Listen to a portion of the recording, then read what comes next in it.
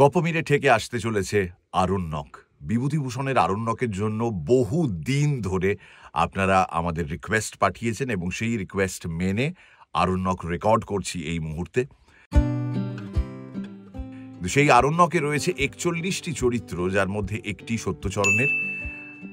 বাকি ৪০ জন সত্যচরণ দীর্ঘ ৬ থেকে ৭ বছর যে জঙ্গলে কাটান, তাঁদের সান্নিধ্যে আসেন এবং তাঁদের মধ্যেই একজন সাঁওতাল রাজা দবরু পান্না।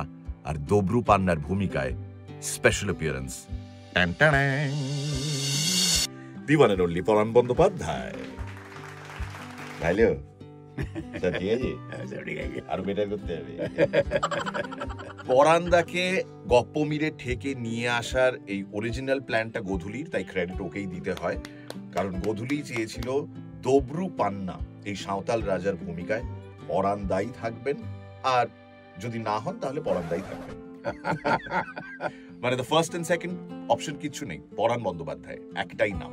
এবং এত দিন ধরে আমরা চাতকের মতন বসে থেকেছি যে কবে গপ্পমিরে ঠেকে ওনাকে রেকর্ড করার সুযোগ পাবো, এন্ড ফাইনালি সেই সুযোগ উনি আমাদের দিয়েছেন। Thank you. কিরকম সব কথার মারমাজ কিরকম, কে কাকে সুযোগ দেয়? আজকে আমরা টেলিভিশনের পর্দায় নেই, কোনো ক্যামেরার সামনে নেই, যদিও মোবাইলে ক্যামেরা আছে, বাট আমরা এতগুলো বছর কাটিয়েছি, এত প্রাণচঞ্চল এই মানুষটি এখনো এই বয়সে, এবং উনি আমাদের রিকোয়েস্ট মেনে গপ্পমিরে ঠেকে একটা খুব ছোট্ট অথচ খুবই ভাইটাল চরিত্র, কারণ সত্যচরণের মনে খুব প্রভাব ফেলে দবরু পান্নার মতন চরিত্র, সেই দবরু পান্না। ভালো হয়েছে তো? হ্যাঁ, ও সোনা ছেলে।